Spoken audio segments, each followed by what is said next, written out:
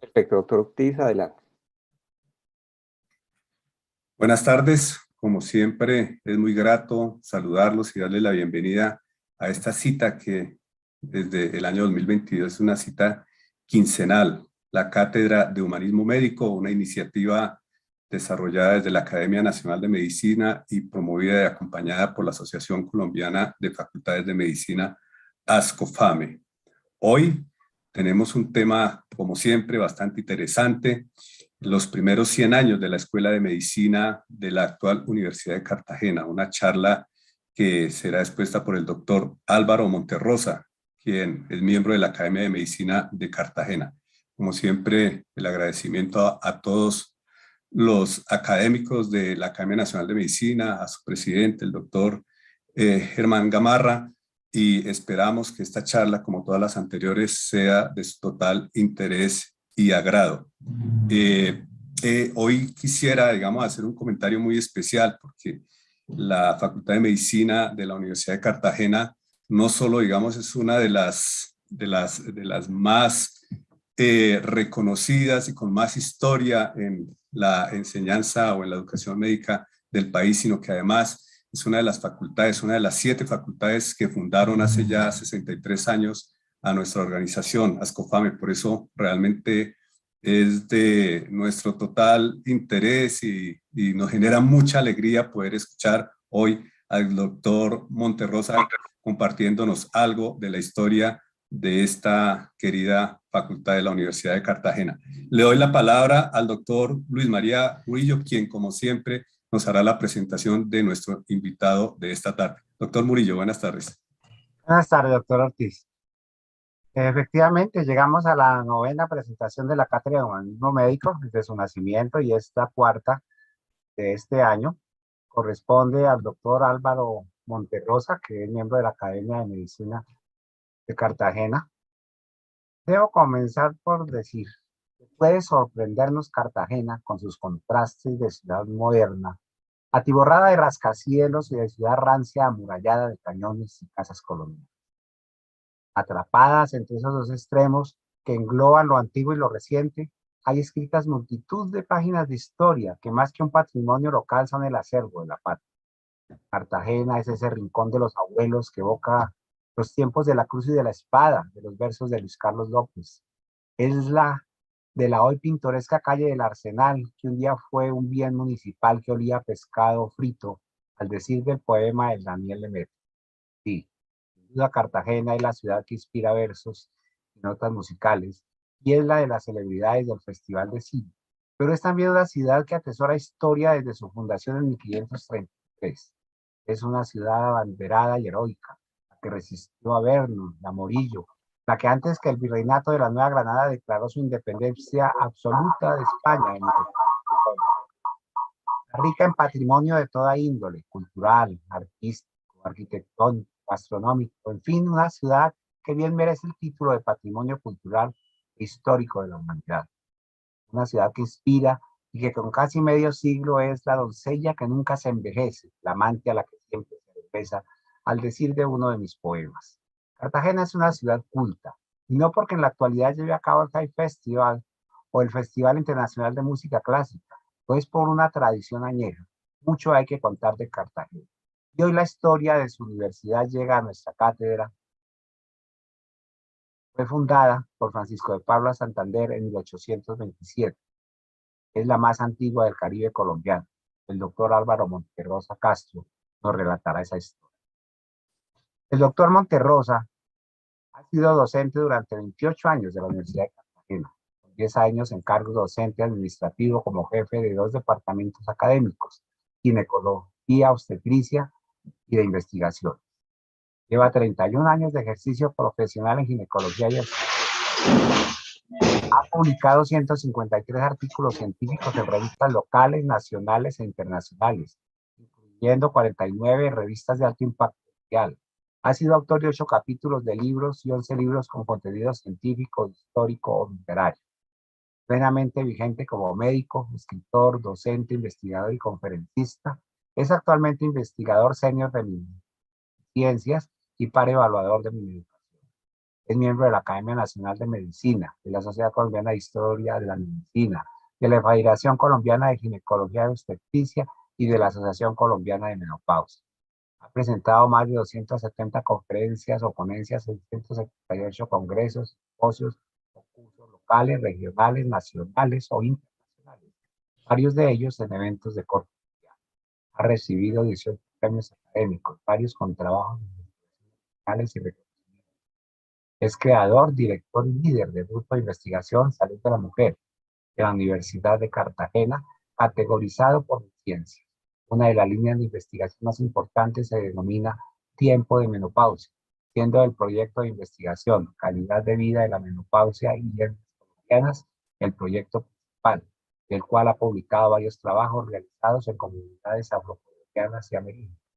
Es líder del semillero de investigación Historiografía Médica Cartagenera HistoryMed, del cual ha publicado varios artículos, 2 libros sobre la medicina en Cartagena y el proyecto principal es la Fototeca Médica Cartagenera. Doctor Monterrosa, tiene usted la palabra. Doctor Murillo, muchas gracias por su gentil presentación. Deseo agradecer a la Asociación Colombiana de Facultades de Medicina por la gentil invitación, así como a la Academia de Medicina de Colombia. ¿Me confirman que tengamos bien la presentación? Señor, estamos viendo bien, doctor, adelante. Bueno, pues me han pedido hablar de la Escuela Médica de la actual Universidad de Cartagena. Y hablamos de actual Universidad de Cartagena, puesto que a medida que avancemos en la presentación van a observar que ha cambiado de nombre en el curso de su desenvolvimiento. La enseñanza de la medicina en Cartagena no empieza con el advenimiento del concepto educativo de universidad.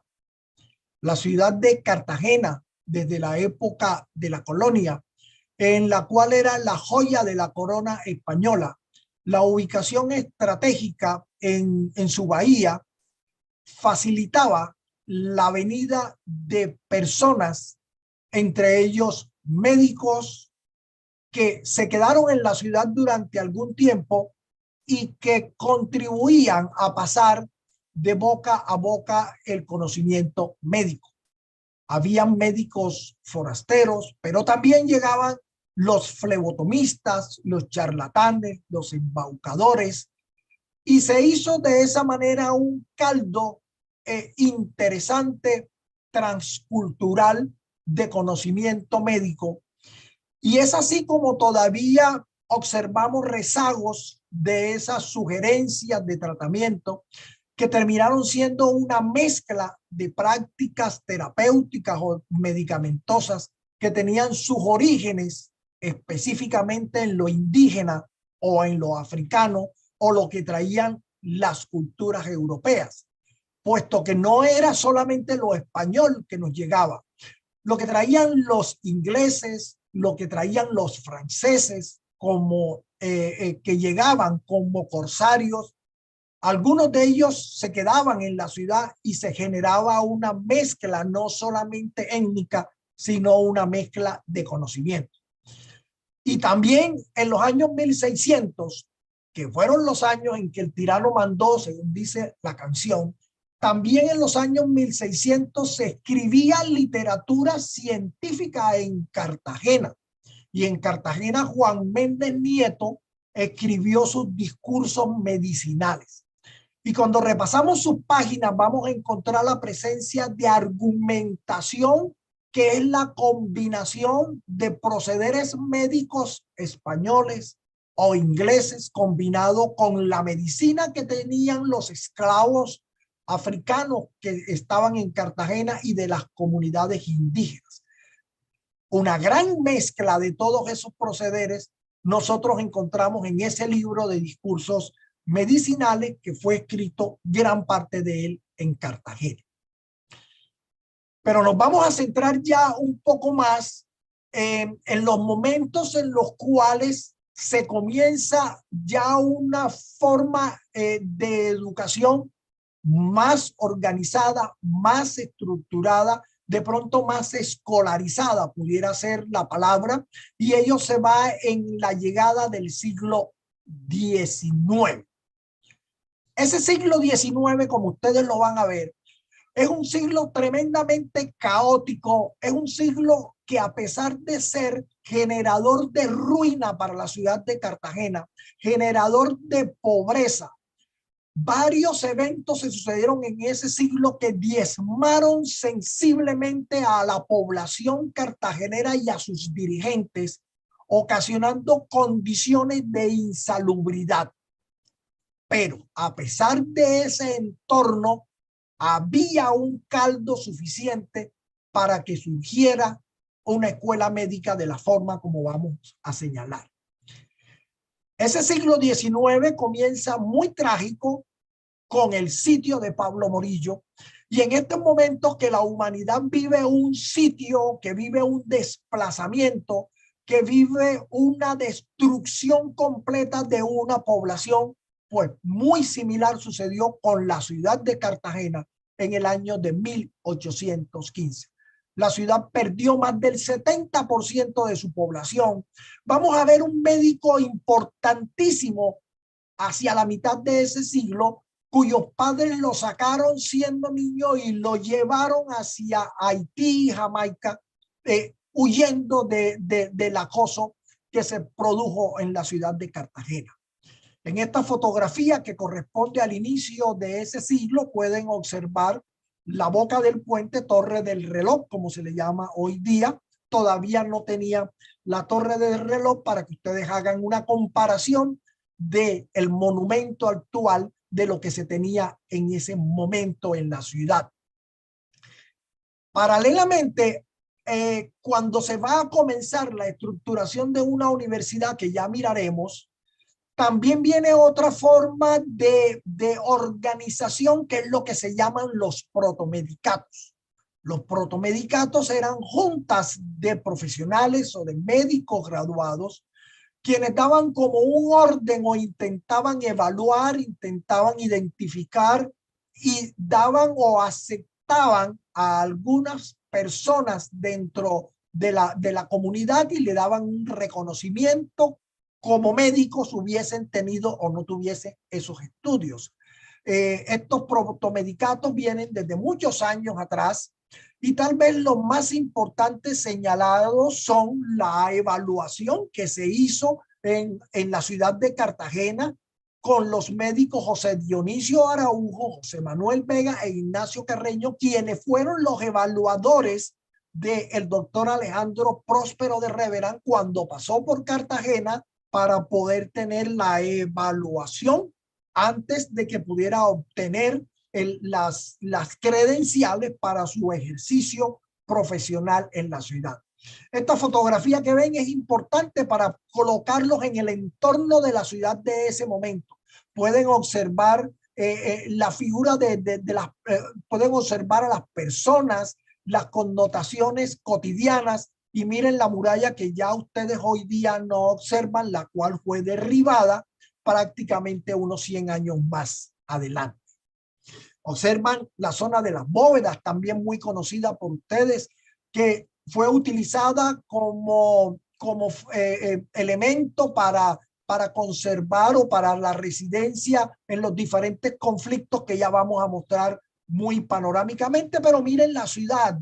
A mí me gusta que precisen los elementos que están en la fotografía, la forma como vestían la comunidad, las formas de transporte, las condiciones en las cuales teníamos la ciudad. Y vendría una pregunta: en ese entorno entre provinciano, entre distante, ¿existirían personas para ganarse el compromiso de sembrar la semilla de una universidad?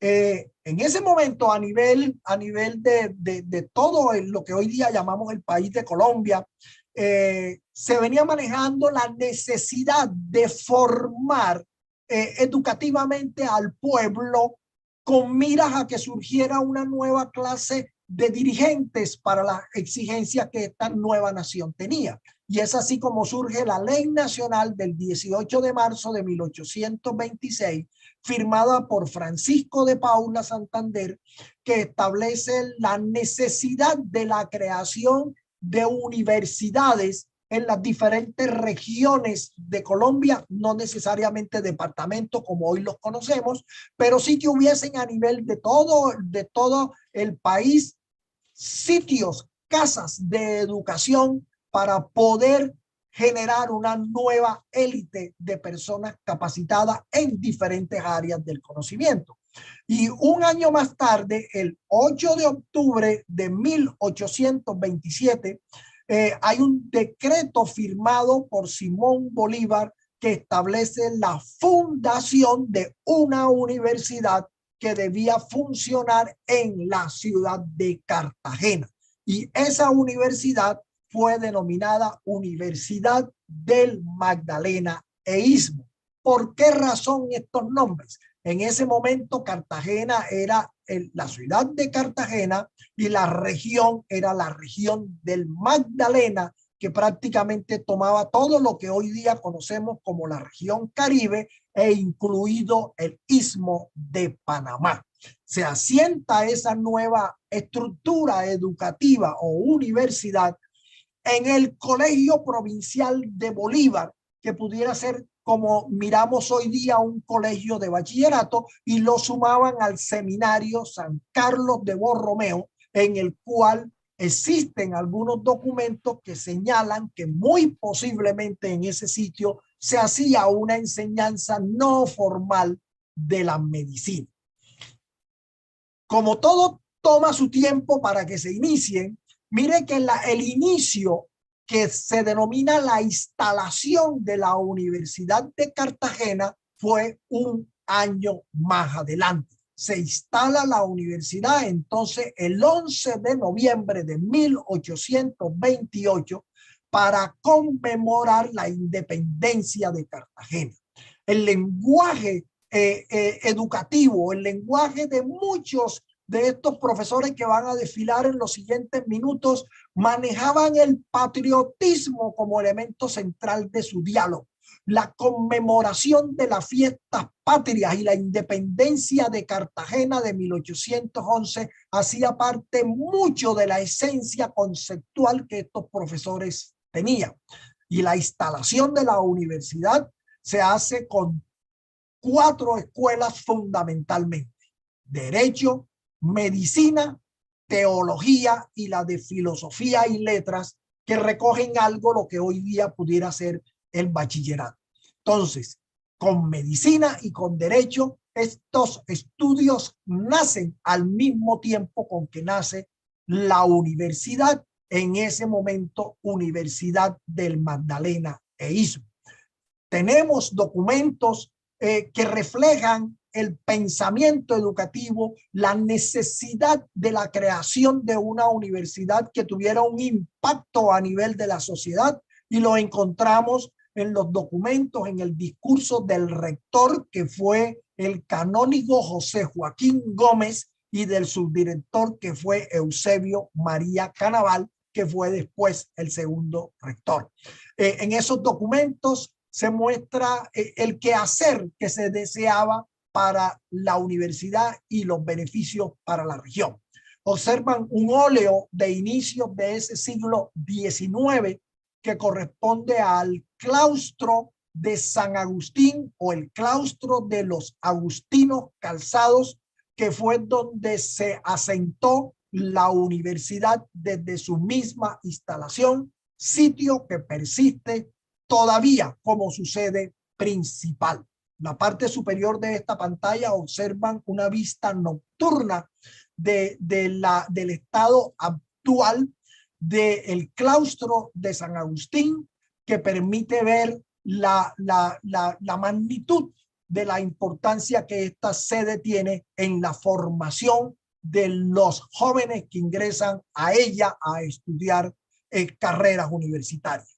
La Universidad de Cartagena, como señalábamos en el comienzo, cambió de nombres, y ahí observan tal vez los nombres más importantes que se tiene identificado y los decretos o las razones de los cambios y las modificaciones iban de la mano con la gran inestabilidad política que manejó el país en todo ese siglo XIX, fundamentalmente a las condiciones de guerras intestinas que predominaron en el país. Ahí les he traído un listado de las principales guerras civiles que definitivamente fueron un factor importante de alteración académica. Muchas veces la universidad debió ser cerrada por meses largos o años mientras se desarrollaban estos conflictos. En la sede del claustro de San Agustín, muchas veces las fuerzas combatientes ingresaron y destruyeron los elementos propios de la educación y los archivos que la universidad podía ir construyendo, pero hubo personas que mantuvieron su esencia y que mantuvieron su discurso educativo y pedagógico para que se pudiese reabrir la universidad y persistir. La escuela médica se sabe que inicia su funcionamiento ya un poco más organizado y formal en los años de 1830, sin que haya una precisión exacta en un día o un mes de su inicio. Ha habido un historiador, o hubo un historiador cartagenero muy importante, José Urueta, quien dejó un legado de libros que recogió todo el desarrollo y el devenir de la ciudad de Cartagena y ha dedicado unos capítulos importantes a la historia de esta universidad y a través de cartas hemos podido tener identificación del inicio de la escuela en estos años y se pudo salvar de las diferentes destrucciones que tuvo la universidad. Es bien sabido que el 1 de abril de 1837 la Universidad del Magdalena e Istmo graduó al primer egresado de la escuela médica, de la escuela que se llamaba Facultad Médica del Distrito Universitario del Magdalena e Istmo. O sea, nuestra Facultad de Medicina de la Universidad de Cartagena nació con el nombre de Facultad Médica del Distrito Universitario del Magdalena e Istmo. Aquí en la pantalla tienen el texto que acompaña al diploma que le entregaron al graduando, que fue graduado como cirujano y partero.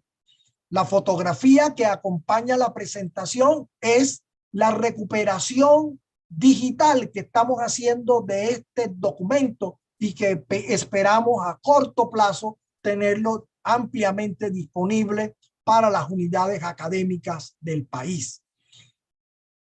Este otro documento que le presento en este momento corresponde al año de 1842 y nos da fe ya que en este momento hay mucha más organización educativa. Existe ya una formalización mayor de los estudios y corresponde tal vez a lo que hoy día llamamos la socialización de los trabajos de grado o de los trabajos de final de curso que hace el estudiantado.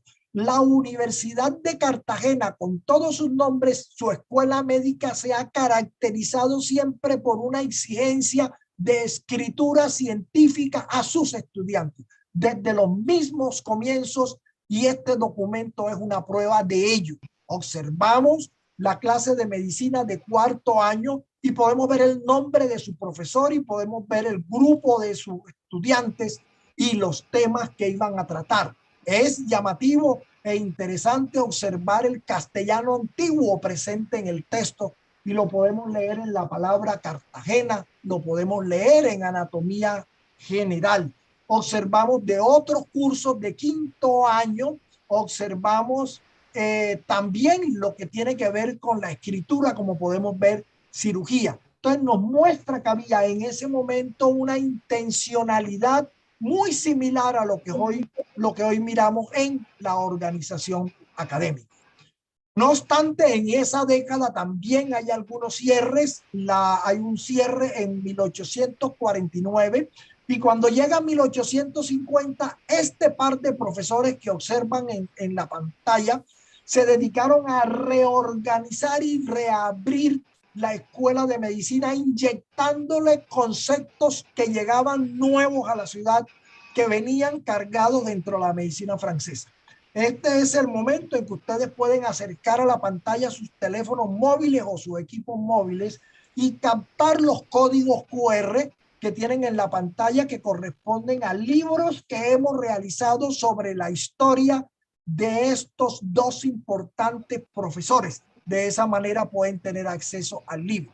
Son Rafael Calvo Lamadrid, quien jugaría un papel importante en el desarrollo de la escuela médica, llegaría a ser el médico personal de Rafael Núñez, y Vicente García fue el primer médico en identificar la presencia del cólera morbus en la epidemia del cólera de 1848. Ellos dos lideraron en esa ciudad que observan en el borde izquierdo la permanencia, la reapertura de una escuela médica.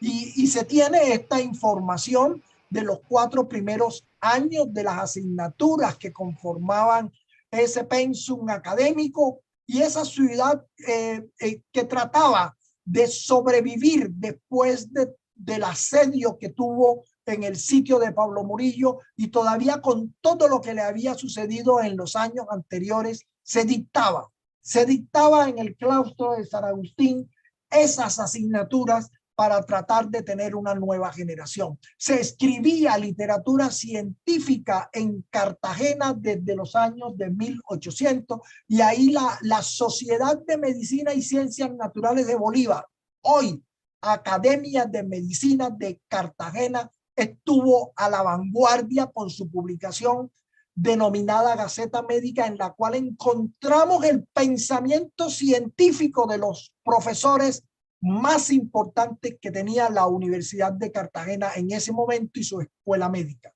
Estos números que tienen en pantalla son para homenajear al doctor Vicente García en diciembre de 1893, cuando se produjo su fallecimiento, y en la otra portada es al doctor Rafael Calvo Lamadrid en momentos de su fallecimiento en octubre de 1894. Cuando leemos esa Gaceta Médica, observamos cómo eran profesionales llenos de una forma importante de conocimiento, de cultura, y de dónde estaban extrayendo ese tipo de información científica. En el año de 1858, la escuela médica queda bajo el manejo de José Manuel Vega. Los 2 profesores anteriores pasan a la planta profesoral, como sucede hoy día. José Manuel Vega era nativo de Cartagena, fue el cirujano mayor del ejército patriota que comandaba Simón Bolívar, participó en muchas de las guerras y batallas de la independencia, fue hecho prisionero en Valencia, Venezuela, en el año de 1914 y traído dentro de las huestes de Pablo Morillo al sitio de Cartagena y obligado a ejercer como médico cirujano de la vanguardia de las tropas de asalto. No obstante, él se fugó, se fue a las Antillas y Venezuela. Algunos documentos de esa época resaltan su diálogo siempre armado en la libertad y en la emancipación. 1920 regresó a Cartagena, vivió en Cartagena hasta su muerte, casi a los 90 años de edad, y en el año de 1958 publicó en la prensa que de nuevo estaban abiertas las clases luego del cese de una de las guerras que hemos señalado. Unos años más adelante es Antonio Narváez Romero, también cartagenero, hijo de un prócer cartagenero, quien estuvo a la vanguardia de la escuela médica, aunque se conoce mucho menos de él. Para los años de 1880 y hacia adelante tenemos este personaje médico importantísimo de la escuela, del cual vamos a hablar un poquito más adelante, también cartagenero. Es la llegada de la afrodescendencia formada dentro de la escuela médica.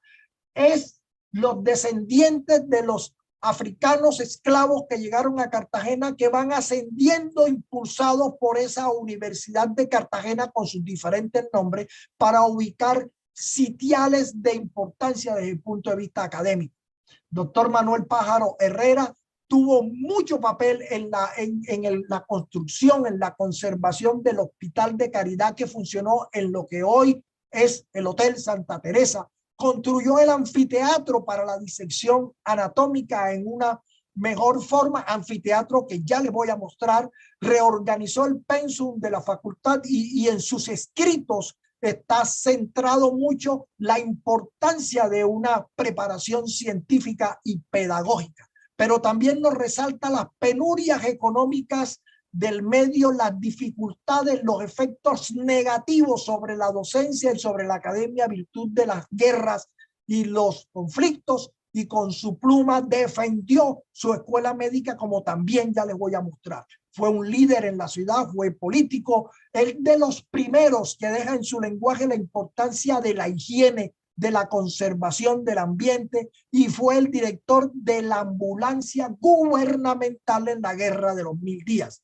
Las ambulancias no es el concepto que vemos y tenemos hoy de ambulancia, no, era un cuerpo médico que se adentraba en las batallas para poder atender a los heridos, poder atender a los víctimas del conflicto que se estaba desarrollando. Ahí estuvo Manuel Pájaro Herrera al frente de estas actividades en la costa, en la región hoy llamada Caribe, durante la Guerra de los 1000 días. De la Guerra de los 1000 días existen muchas publicaciones de lo que sucedió en los Santanderes, en el Tolima, por ejemplo, pero muy escaso a nivel de la costa. Yo he podido tener la oportunidad de acceder a esta carta original del doctor Herrera, del doctor Pájaro Herrera, en la cual él informa a sus superiores el desenvolvimiento de su ambulancia dentro de una batalla en las zonas de Sucre de hoy día. Eso lo hemos documentado en este libro que escribimos acerca de la Gaceta Médica, en un capítulo especial dedicado a la memoria de este importante profesor. Ustedes pueden tomar el código QR y van a tener acceso al libro completo de la Gaceta Médica, donde hacemos un análisis de ella. En los años siguientes aparece otro importante profesor, también cartagenero, egresado de la misma escuela de la década de los 70, que es Teofrasto A. Tatis, y que dirigió la escuela médica en los años que observan en la pantalla. Era la época donde la anatomía era el centro fundamental de la medicina y había que consolidar ese anfiteatro, y él también lo desarrolló. Es importante su labor en lo que ya era el nuevo hospital de caridad, que es el convento de Santa Clara, el de las Clarisas, y él contribuye a que allí comience a aparecer el Hospital Santa Clara, que más adelante sería el Hospital Universitario de Santa Clara. Dentro de su interés, promueve la aparición, que fue pasajera, de una escuela de veterinaria, una de cirugía dental como base para lo que posteriormente sería la odontología, y una escuela de medicina tropical que también fue muy pasajero. Pero es el creador de la clínica ginecológica en el Hospital Santa Clara en el año de 1907, puesto hasta ese momento solo se atendían varones en ese hospital. Fue el artífice de un movimiento de reforma del Hospital Santa Clara que viene en las décadas de 1920 y años siguientes por una razón importante. Fue el creador de un medicamento que se llama pulmocerina y tiene un busto colocado en el Hospital Santa Clara, que hoy está en el Hospital Universitario del Caribe. Es el único profesor de la Universidad de Cartagena que tiene un busto realizado específicamente por su connotación de médico. Hemos realizado un estudio bastante amplio de su biografía, que lo tenemos publicado en la revista Ciencias Biomédicas de la Universidad de Cartagena, el cual ustedes pueden abordar. Teofrasto Tatis fue quien institucionalizó científicamente la atención médica en Cartagena, dándole un concepto mucho más cercano a lo que hoy día realizamos. Finalizando ese siglo, observamos esta fotografía tomada en el claustro de San Agustín, primer piso, que era donde funcionó el anfiteatro de la Escuela Médica. Es una fotografía que me donó para la Fototeca Médica de Cartagena, gentilmente el doctor Hugo Armando Sotomayor Tribín, quien nos honra con su presencia en esta presentación. Ahí hemos podido identificar a muy poquitas personas que fueron profesionales más adelante. Aquí tenemos a Teofrasto Tatis, que ya lo hemos señalado. También está Rafael Calvo Castaño, hijo de Rafael Calvo La Madrid, y quien va a ser el profesor que va a liderar en gran medida las 3 décadas que van a seguir en el inicio del siglo XX. Y también está Miguel Lengua, quien jugaría un papel tremendamente importante en el desarrollo de lo que hoy llamamos medicina interna. Estos son los egresados de 1869 a 1899. Son los egresados que hemos podido identificar. De los descendientes de Joaquín Hernández, gentilmente nos brindaron acceso al diploma de doctor en medicina y cirugía de Joaquín B. Hernández, diploma que hemos reconstruido digitalmente y hemos entregado en calidad de donación al Archivo Médico de Colombia una copia de este diploma cuando la Universidad de Cartagena se llamaba Universidad de Bolívar. El nombre de Universidad de Bolívar a Universidad de Cartagena se da en el inicio del siglo XX por razones de tipo político a nivel local. Los egresados que observan en color rojo son egresados o médicos importantes de la región a los cuales en gran medida le hemos tenido acceso a su biografía y hemos ido reconstruyendo su devenir y su papel importante tanto para la universidad como para la región. Ya les había adelantado que Cartagena se ha caracterizado por escritura científica durante ese siglo complejo que fue el siglo XIX. Y tanto antes de la Guerra de los 1000 días como después de la Guerra de los 1000 días, la Gaceta Médica de la Sociedad de Medicina y Ciencias Naturales de Bolívar fue el balcón para que se expresaran los profesores de la Universidad de Cartagena. Y allí en ese balcón se expresaron Manuel F. Obregón, importante profesional de la medicina, de la política también, buen médico de Caño del Oro, donde estaba el lazareto para la atención de los pacientes de lepra. Manuel F. Obregón es un médico que también tiene un busto, está colocado en el Parque del Centenario de Cartagena por su labor que hizo a nivel político con la ciudad. Antonio Regino Blanco, quien tenía dedicación a la obstetricia y a la ginecología, jugó un importante papel en el desarrollo de la escuela médica después de la década de los 20 del siglo que vendría. Y estos dos profesores, como los que hemos señalado anteriormente, vivieron preocupados por conceptos de higiene y salubridad. Y los vemos en su preocupación del agua, los vemos en el manejo del ambiente de la bahía de Cartagena. Aspectos que todavía preocupan fueron señalados tan tempranamente por estos profesores. Era una escuela médica y eran unos profesionales que tenían un modelo de enseñanza y aprendizaje totalmente napoleónico, profesionalizante, memorístico en gran medida, con una gran influencia francesa y con una formación eminentemente anatomoclínica y basado mucho en la fisiopatología que vendría en los años siguientes. Existía una carencia total de tecnología en nuestro medio para esos momentos y la escuela médica había contribuido a formar nuevas élites de profesionales médicos que rápidamente se regaron por la costa norte de Colombia y que se regaron por los países vecinos y que contribuyeron en gran medida al desarrollo y a la atención de los pacientes en esas regiones. Pero también la universidad facilitó el ascenso social de clases pobres, de personas que venían de poblaciones muy distantes y olvidadas del territorio colombiano, sobre todo de la zona norte, y todavía sigue siendo igual. La Universidad de Cartagena está conformada por estudiantes que vienen de clases muy necesitadas, que contribuye la formación y el desarrollo técnico-científico para un ascenso dentro de la clase social y prestar un beneficio a la comunidad.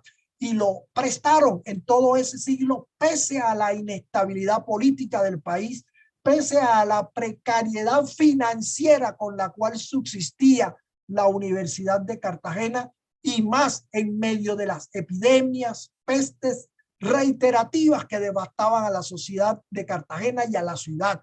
Muchas veces la ciudad perdió más del 20-30% de sus habitantes a partir de las epidemias de tifo, de malaria, de sarampión, de viruela, de varicela y de cólera, que fue afectada a la ciudad en todo ese siglo y comienzo del siguiente.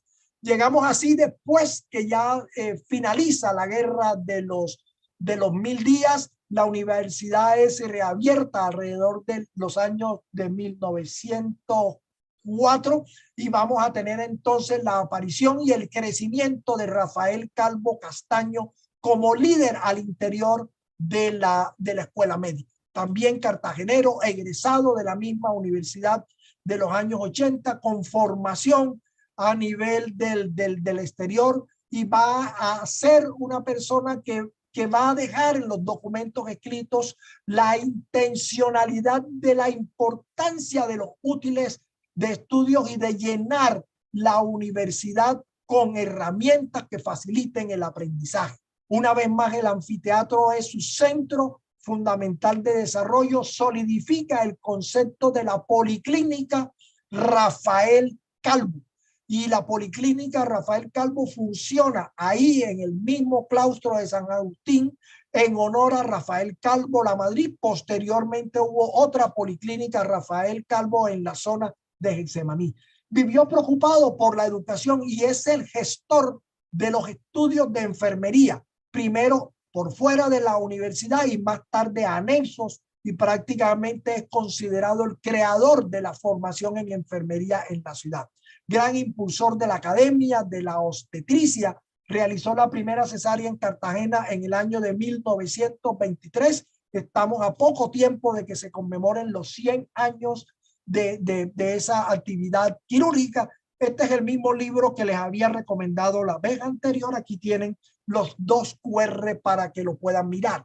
Pero hay toda una pléyade de profesores importantes, como observan acá en esta nueva presentación, que fueron los que engrandecieron a la facultad o a la escuela médica, dándole mucho más de ese corte francés que la caracterizó y con el cual seguiría hasta prácticamente la mitad del siglo XX, y un accionar totalmente anatomoclínico con las condiciones desventajosas que ya señalábamos, pero envuelto en una situación compleja como era la infección. Se observan los documentos de muchos de ellos, las posturas frontales hacia lo empírico con miras a generar conciencia científica en la atención de los pacientes. En Cartagena, estos 5 profesores tomaron como responsabilidad la realización del tercer Congreso Médico Nacional y lo realizaron con un gran impacto en las ciencias o en las letras científicas a nivel de Colombia. Aquí observan un listado largo de los profesores y médicos de Cartagena que enfrentaron la gripa española.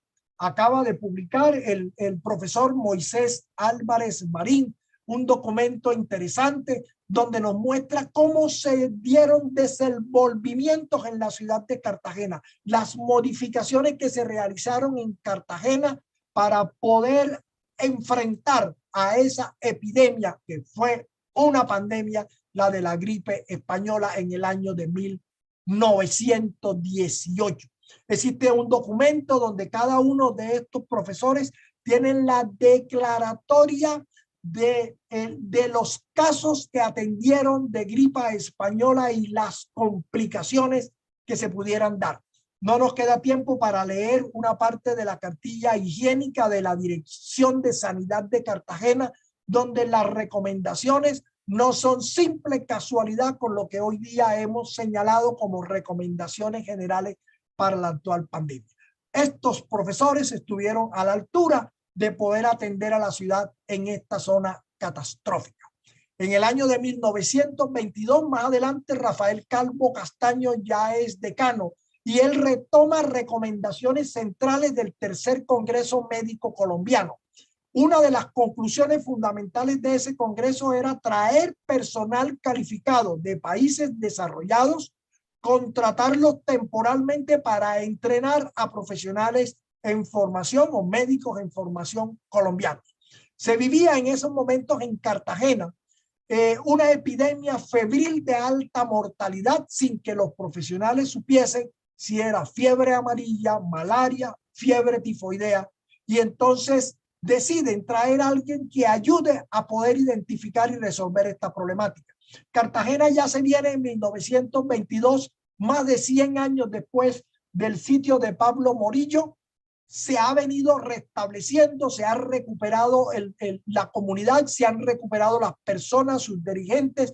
Comienza la ciudad a mirar la importancia del puerto de Cartagena como medio de relación con el mundo y saben las repercusiones negativas comerciales para la ciudad que pueden tener este tipo de eventos. Cartagena es, como la observan en las dos fotografías, ese es el hospital Santa Clara y abajo observan el Parque del Centenario ya en fase final de construcción que se construyó para conmemorar los 100 años de la independencia de Cartagena. Entonces el decano va a los Estados Unidos, a la Universidad de Pensilvania, buscando un profesional que les venga a tratar de identificar sobre las causales que están generando estas infecciones. Ya comienza a tenerse conocimiento más preciso de microbiología, bacteriología, parasitología, y traen a esta profesional muy joven, Paulina Beregoff, quien trae por primera vez a la ciudad de Cartagena el microscopio, y comienzan los médicos de Cartagena y los profesores de la escuela médica a ver todo lo que podíamos ver a través de un microscopio. Hay pronunciamientos en unos momentos complejos cuando la sociedad colombiana tiene un rol específico de la mujer para el ámbito solamente de casa, y esta nueva profesional en bacteriología es identificada como una mujer que se debe servir de ejemplo científico, que debe servir más de estímulo a la mujer colombiana para dedicarse al estudio de la hermosa rama de la microscopía, dice un editorial de prensa del 28 de agosto. Lógicamente eso no podía caer bien en muchos espacios. La citada doctora era bastante controversial, realizó una cantidad de cuestionamientos al manejo de la lepra, al manejo de los desechos, se hizo controversial. Por razones de interés de diversa índole fue ingresada como estudiante a la escuela médica y, rompiendo los moldes que se traían establecidos, fue graduada de médica y se convirtió de esa manera en la primera médica en Colombia que obtenía su título de medicina. Además, por la formación que ya ella tenía en asignaturas que no tenía otras personas conocimiento, también fungió como profesora en esos espacios y se convirtió de la primera mujer en ser profesora universitaria. No hay tiempo para hablar de muchos aspectos de su vida. Aquí tienen un QR en el cual ustedes pueden acceder a una conferencia que dictamos en la Academia de Medicina de Colombia hace un par de años. Existe una gran controversia y una gran postura por el grado que se le entregó a la doctora Paulina Beregoff, pero simultáneamente en ese mismo año de 1923 aparece a nivel de Colombia una propuesta de una política de centralización universitaria que surge desde estudiantes de universidades bogotanas a partir de una visita de comunidades alemanas, y traen unas nuevas propuestas educativas y se comienza a tomar paso a nivel de Colombia un proyecto de reforma que lleve a una sola universidad central en Bogotá, diferente a lo que habían propuesto Santander y Bolívar con el inicio de las universidades, y esto conllevaría entonces el cierre definitivo de las otras universidades llamadas departamentales, y eran una de Cartagena, la de Medellín, una en Popayán y otra en Pasto. Las razones que argumentaban dichos cierres eran la incompetencia que esas universidades tenían, las deficiencias formativas que tenían, las deficiencias educativas, la carencia de modernización y las dificultades de financiación. Esos cuatro eran como los cuatro ejes principales de las razones para tener una sola universidad en Bogotá y las demás fuesen cerradas. Lógicamente aparecen las disputas, aparecen los elementos del centralismo y del regionalismo, y hoy en día se puede acceder a muchas publicaciones que se hicieron en la prensa nacional y también en las regionales sobre la propuesta de la centralización universitaria. Centrándonos solamente en la parte de Cartagena, también las otras universidades lo realizaron. El defensor de la escuela médica fue de nuevo Manuel Pájaro Herrera, quien con su pluma escribió la defensa para que la escuela médica de Cartagena no fuese cerrada. Y el rector Manuel Dávila Flores, que observan en el busto, que ya les voy a indicar más adelante dónde está, fue el defensor de la Universidad de Cartagena en conjunto con todo el estamento estudiantil. Manuel Pájaro H., en varias publicaciones de prensa que traté de recoger en estas 5 o 6 frases que les presento en la pantalla, señaló: cerrar la escuela médica de la Universidad de Cartagena sería nefasto para las juventudes de la región. Sería desconocer los egresados ilustres. Ya en esos momentos se contaban muchos los egresados ilustres de la Universidad de Cartagena en diferentes lugares, no solamente de Colombia, sino del exterior. A manera de ejemplo traje solamente 2, un médico y un abogado. De médico traje a Manuel Amador Guerrero, nativo o nacido de la población de Turbaco, en el departamento de Bolívar, quien se hizo médico en la Universidad de Cartagena. Posteriormente se fue a Panamá y fue una de las personas que lideró el proceso político para la separación del Istmo de Panamá y fue el primer presidente de esta naciente ciudad, con un desempeño memorable según lo podemos ver en los datos biográficos. El otro fue Rafael Núñez, abogado, varias veces presidente de Colombia, quien realizó la Constitución y mucho más de lo que todos nosotros sabemos. Señaló Manuel Pájaro Herrera que cerrar la escuela médica era generar una pérdida de valor a nivel regional, sería un golpe severo a la intelectualidad de la región, era mutilar el crecimiento de la región. Reconocían las deficiencias pedagógicas que tenía la Universidad de Cartagena, influenciada por ese siglo de guerra y de inestabilidades, y que se necesitaban reforma y reorientación educativa. La Asamblea del Departamento de Bolívar, de la mano con la Asamblea del Departamento del Atlántico, y saludo de paso al doctor Teobaldo Coronado, quien nos honra con su presencia. Estas 2 asambleas reunidas fueron o realizaron una labor importante para impedir el cierre de la escuela médica de la Universidad de Cartagena. Manuel Pájaro Herrera, en este documento o editorial de prensa del periódico El Porvenir de Cartagena de 1923, en su número 7041, dijo: al enfermo hay que curarlo y no matarlo, como herramienta para defender esa escuela médica. El doctor Manuel Dávila Flores, como ya le dije, era el rector, viajó a Alemania gestionando planes educativos, nuevas corrientes para fortalecer a la Universidad de Cartagena y la escuela médica, y desafortunadamente falleció en ese país cuando estaba en esta gestión.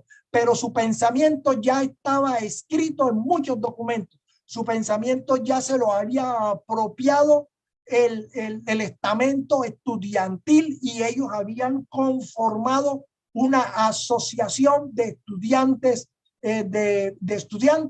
y ellos reconocieron más adelante toda la labor y todo el empeño que el doctor Dávila Flores puso, y es la realización de este monumento que honra al rector Manuel Dávila Flores y fue colocado en la plaza que se llamaba Plaza de San Agustín, frente al claustro de San Agustín o convento de San Agustín, y la plaza cambió de nombre a Plaza del Estudiante.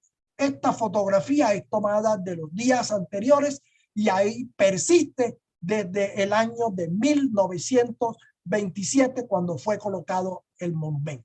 Para terminar ese episodio de la centralización universitaria, hasta el año 26 fueron 4 años de discusión a nivel del país. El 28 de septiembre de 1926, la Comisión del Congreso desestimó el proyecto de centralización universitaria y la Cámara de Representantes consideró que para el caso colombiano no era aplicable la centralización universitaria, como ya se había demostrado en otros países europeos que cerrar las universidades a una sola no era una salida beneficiosa en esos momentos. No obstante, las dificultades que hubo, la necesidad de reorganización conllevó a reformas importantes en la escuela médica y apareció un par de años después la Gaceta del Hospital Santa Clara. A la izquierda tienen su primer número en 1929, un número del año siguiente, y permaneció durante casi una década publicando el pensamiento médico de los estudiantes y los egresados de nuestra escuela médica. Se aumentaron los estudiantes, se aumentaron los profesores, llegó la tecnología con el laboratorio del Hospital Santa Clara y hubo un avance importante en el desarrollo de esa enseñanza médica. Ya en el último minuto, para ajustarnos a los 50, en el cual traté de colocar en 50 minutos 100 años de historia de una escuela médica, de unos profesionales que dieron su vida y que se consideraron apóstoles de la educación, para que ustedes tuvieran una semblanza muy general. Quedan muchos aspectos que no hubo tiempo de tocar, algunos que mostramos de forma muy superficial. Quiero en este momento agradecer a profesores de la Facultad de Medicina de la Universidad de Cartagena de épocas anteriores que dejaron sus escritos donde está la mayor parte de los elementos que he podido transmitirle a todos ustedes. Profesor Horacio Zabaleta Jaspe escribió en la década de los 70 del siglo anterior, fue mi profesor de gastroenterología, este libro llamado Requiem por un viejo hospital, donde él puso el cambio desde el Hospital Santa Clara hacia el Hospital Universitario de Cartagena y retomó toda esa ambientación en que se enseñaba la medicina en ese primer claustro de las Clarisas. Doctor Edwin Maza Anaya escribió un texto también sobre la historia más reciente. Profesores activos aún de la universidad han dejado escritos en numerosas revistas científicas. Vale la pena hacer un reconocimiento grande a la doctora Dora Piñeres de la Osa, docente de la Universidad de Cartagena del área de las ciencias de la salud, del área sociales, quien ha escrito muchos artículos analizando el devenir de la enseñanza médica, lo mismo que Estela Simancas. Marta Barbosa Bastos ha realizado como diseñadora del grupo de historiografía médica Cartagena todas estas fotografías que ustedes pudieron observar y otras que desafortunadamente no puedo presentarles en aras del tiempo. Desde la ciudad de Cartagena quiero darle las gracias a todos ustedes por habernos acompañado en este espacio al cual nos invitó la Asociación Colombiana de Facultades de Medicina, y estaremos dispuestos a contestar las preguntas que ustedes a bien entiendan o a recibir sus consejos y recomendaciones. Muchas gracias. Gracias, doctor Monterrosa. Definitivamente ha sido una excelente presentación que nos deja con el deseo de conocer los otros 100 años de la universidad. Definitivamente la historia seduce y Cartagena tiene mucho para contar. Felicitaciones. Paso entonces a las preguntas y comentarios de los asistentes. Tengo aquí una enviada desde Bogotá que dice: Doctor Monterrosa, gracias por ese contexto tan maravilloso. Excelente énfasis porque el médico que sabe escribir bien es porque piensa bien. La Universidad de Cartagena es una de las pocas en el país que es Centro Cochrane. ¿Cómo lo están haciendo? ¿Qué estrategias están usando para fomentar la lectoescritura en la formación de pregrado? Muchas gracias. Un saludo cordial al colega que nos escribe. Como señalaba, uno de los patrones importantes que se ha conservado es la escritura científica, y eso viene desde siempre. Tenemos a nivel de la Universidad de Cartagena muchas de las tesis con las cuales se graduaron estos profesores que nosotros señalamos, y las tesis se conservaron hasta la década de los 60 del siglo XX, cuando con el advenimiento del rural dejó de ser un requerimiento para poder obtener el título de médico haber realizado un producto científico.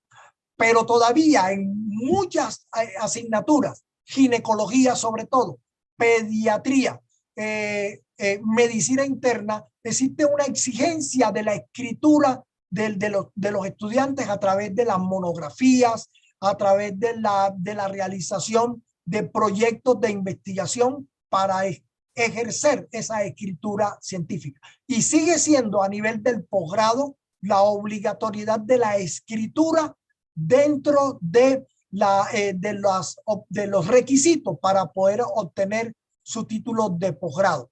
Existe cada vez mayor interés en escritura científica de los estudiantes, y en los últimos modelos e incluso en los rediseños curriculares más recientes y en los vigentes siempre aparece allí la estrategia de la escritura científica como elemento de formación y de aprendizaje.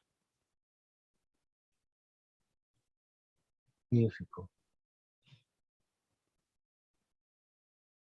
El doctor Pedro Ibarra, académico, nos dice: mil gracias por esta presentación, doctor Monterrosa. Una pregunta: ¿cuándo se realizó la primera cirugía bajo anestesia en Cartagena? Ok, existen varios datos que son interesantes. Antes de la llegada del concepto de la hospitalización como tal, muchos de los eventos se desarrollaban en las propias casas. Tenemos reportes de cirugías realizadas en casa en la primera mitad o hasta los 80 de ese siglo, lógicamente muchos con desenlaces indeseados.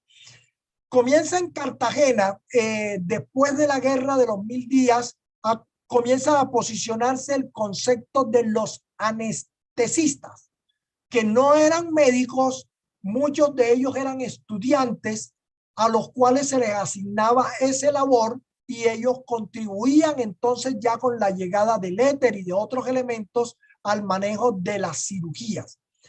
Realización de cirugías específicamente con fechas no las tenemos bien identificadas, como si está identificado lo que hacemos alusión a la cesárea.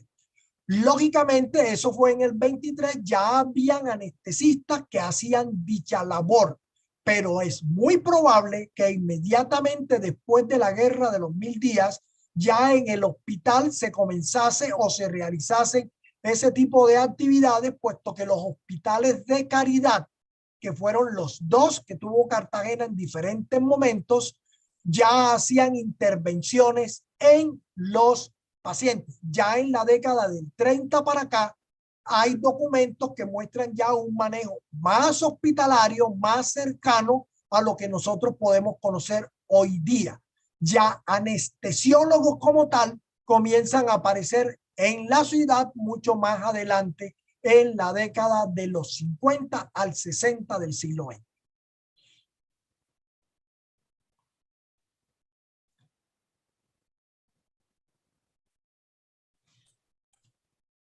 Doctor Monterrosa, excelente su conferencia.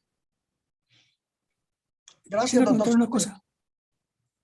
En Cartagena también Doctor Murillo, tiene el micrófono cerrado. Gracias, doctor Ramarra. No le está dando la palabra al doctor Sotomayor. Sí, Cartagena tiene una cosa muy importante. Laboratorio de Roma Los demás formaron 32 promociones de farmacéuticos que sirven a toda la costa. Luego, ese laboratorio Román dejó de funcionar como tal y que generó la Universidad de Cartagena. La Universidad de Cartagena en los años 40 tenía 4 facultades: Derecho, Medicina, Farmacia y Bachillerato. Sí, doctor Sotomayor, gracias por su comentario. Existe otro aspecto que no tratamos en el día de hoy, que es la aparición simultánea de la medicación, de la medicalización, de las farmacias. La mayoría de estos profesionales además tenían su botica, y entonces en la botica tenían medicación, muchas de ellas de fórmulas magistrales con las cuales ellos iban desarrollando. Es un tema apasionante que he abordado un poquito lo de la farmacia y la medicina, porque se entrelazan, y ya el profesor Sotomayor habló del laboratorio Román, que jugó un papel importantísimo en el origen de medicación a nivel colombiana, a la par en los momentos en que comenzaban a llegar los productos industrializados, sobre todo de Europa.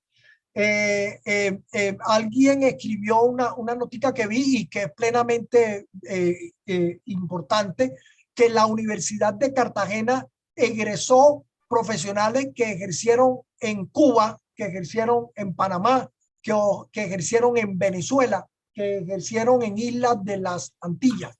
O sea que el producto científico de ese esfuerzo de una universidad, con todas las dificultades que ustedes se pueden imaginar, con esa ciudad que quise intencionalmente mostrarla, porque no es el corralito de piedra que ustedes ven en los momentos actuales. Era una ciudad mucho más de provincia, era una ciudad que había dejado de ser la corona española, que llevaba un siglo en unas condiciones totalmente adversas de todo índole, financiera, política, etcétera. Hubo personas que mantuvieron una escuela médica que le dio prestigio y que le dio un renombre que todavía pues persiste a partir de una lucha persistente, de una idea pedagógica fundamental, que es la formación de un recurso humano en salud, como hoy día se llama.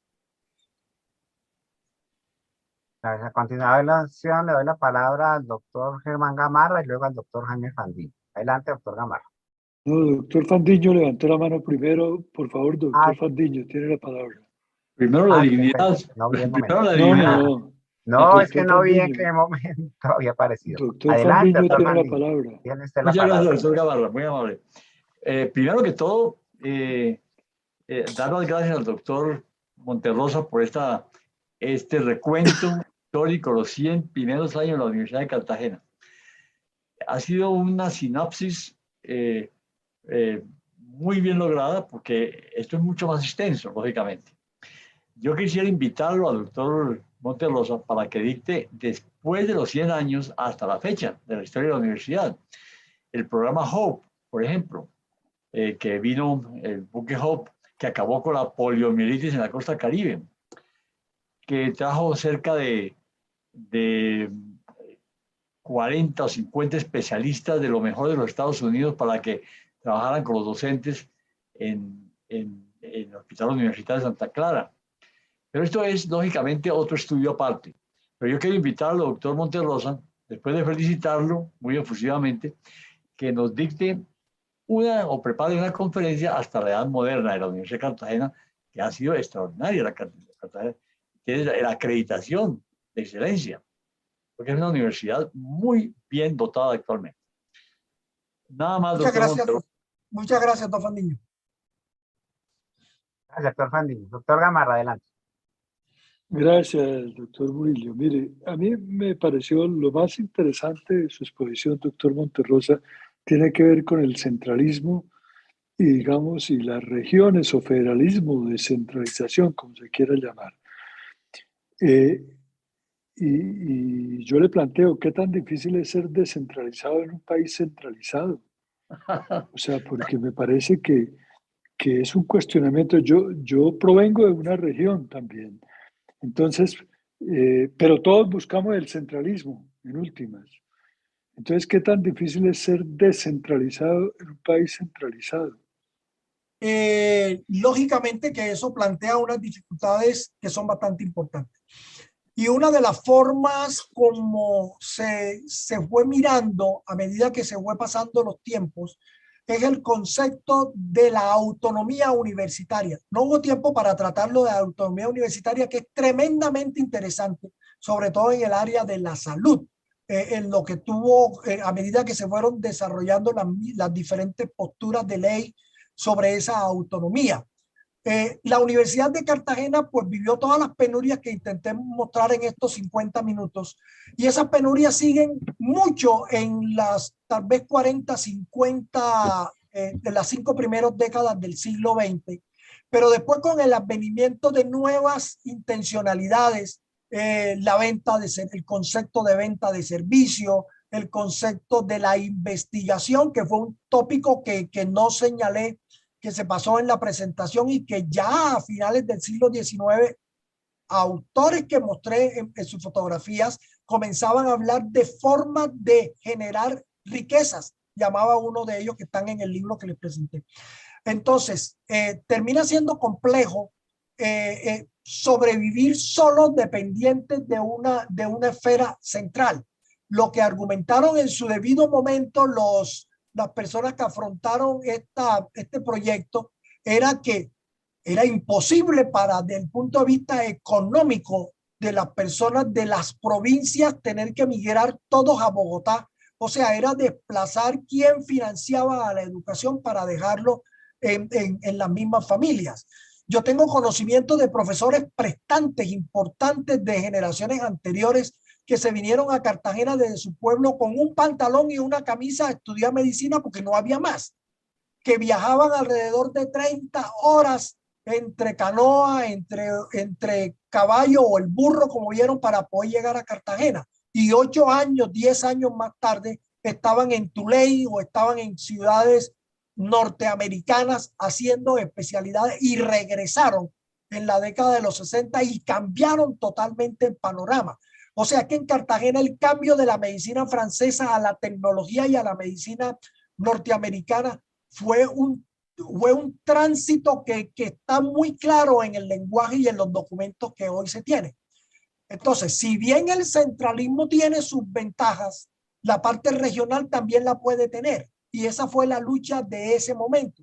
Me contaba el rector actual de la Universidad de Cartagena que hace unos cuantos años había una propuesta de una sola universidad pública para toda la región Caribe, y que las demás fueran subsidiarias de esa única principal, y lógicamente eso no terminó teniendo un asidero, porque es mutilar el crecimiento. La Universidad de Cartagena en este momento tiene sedes de la Universidad de Cartagena, en Magangué, en Monpós, que son departamento de Bolívar. También tiene sede en Cereté, que es departamento de Córdoba. Entonces, esa autonomía universitaria, esa capacidad de la misma universidad con sus propios estamentos directivos y los estudiantes como elemento central, son contribuyentes al desarrollo y al crecimiento para el beneficio de la misma región. Entonces, siempre existirá los dos polos del centralismo y el federalismo, o el deseo regional, pero existen requerimientos y necesidades regionales que son distintas en nuestras ciudades. Cartagena y Barranquilla tienen separación hoy día de casi 1 hora, pero las necesidades regionales de las dos ciudades son tremendamente diferentes. Y si subimos un poquito más a La Guajira, vamos a encontrar requerimientos diferentes. Entonces, ese es mi pensamiento de una forma muy, muy personal. Muchas gracias. Gracias, doctor Monterrosa. El doctor Teobaldo Coronado le envía sus felicitaciones por su excelente presentación, dice él, y agrega: a Cartagena llegaban estudiantes de todo el área del Caribe a estudiar. No sé si el doctor Coronado quiere ampliar su comentario.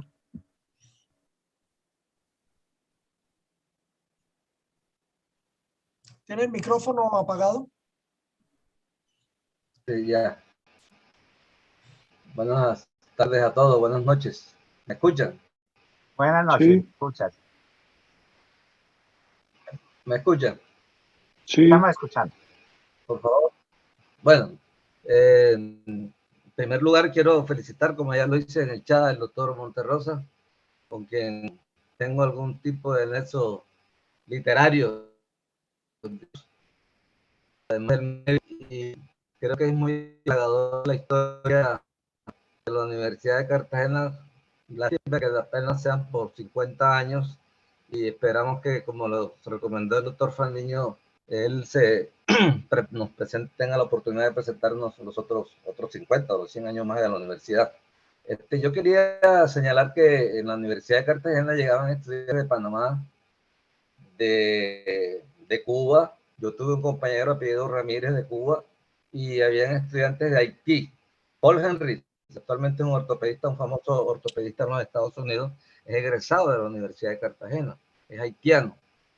Y por eso me refería quise hacer esa anotación, porque el doctor Monterrosa se refería a profesores de la Universidad de Cartagena que iban a la zona del Caribe, ya como profesionales, y entonces por eso hacía la aclaración de que de esa zona del Caribe también llegaban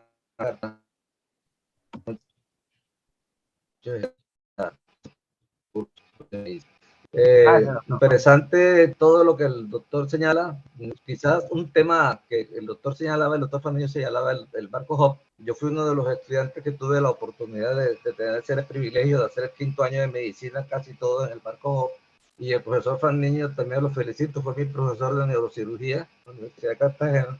Y creo que un punto que sería interesante es el asunto de los leprosos de Caño del Oro, doctor Monterrosa. No sé si tiene alguna cosita breve ahí que mencionar sobre la relación de la universidad con el leprecomio de Caño del Oro. Muchas gracias.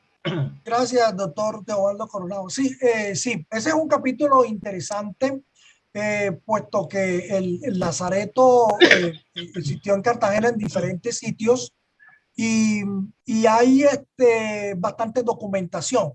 El doctor Hugo Sotomayor tiene publicaciones interesantes. Cuando dirigía la revista Ciencias Biomédicas, tuve la oportunidad de publicarle en esta revista un documento de una revisión que él hizo específicamente sobre Caño del Oro, y es muy importante. Habíamos señalado del doctor Manuel Jaraba, que fue médico del Lazareto y tiene publicado descripciones de la vivencia, de la forma de cómo vivían en Caño del Oro, en el Lazareto, que les recuerdo que fue bombardeado por la FARC en el momento que se decidió a nivel país que todos los leprosos debían estar en un solo lazareto en Cundinamarca, y la forma que existía para poder destruir las bacterias era bombardeando. Y eso no fue una colombianada, eso era en ese momento las recomendaciones internacionales para estos sitios. Todavía las ruinas están, hay carencias, y con el doctor Sotomayor señalamos a cada rato como mucho de toda esta historia médica, y es un pendiente que tiene la universidad de construir un archivo, un museo, una memoria que sea persistente en el tiempo de lo que se ha podido desarrollar, y que recoja con formas modernas y con formas de la tecnología esos devenires. Sería interesante que todos ustedes fueran a la isla de Tierra Bomba a recorrer de nuevo ese lazareto reconstruido y tener la vivencia que tuvieron los enfermos de lepra. Los enfermos de lepra, todos los que estaban en el momento de que llega Pablo Morillo, fueron fusilados. Todos los leprosos que estaban los fusilaron dentro de esa toma de ese sitio de Cartagena. Entonces, son vivencias interesantes, y tiene muchas cosas más que pues, el tiempo no da para abordarlo. Acepto la invitación. La Escuela Médica de la Universidad de Cartagena le hacen falta solamente unos 5 o 6 años para que cumpla los 200 años en el bicentenario. Ya la Escuela de Medicina y toda la universidad viene en la creación de una hoja de ruta para la celebración de ese bicentenario, y la Escuela Médica, que ha sido siempre su programa bandera, ya está preparando materiales para tratar de reconstruir su historia de 200 años. Sí, indudablemente tendremos que hablar mucho más de la Universidad de Cartago. El último No, médico, el último médico de Caño del Oro fue el doctor Corrales de Lorica.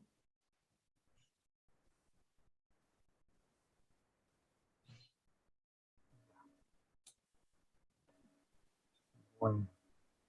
Entonces, no veo más preguntas en el chat, no veo nuevos comentarios, así que entonces damos por terminada esta formidable sesión.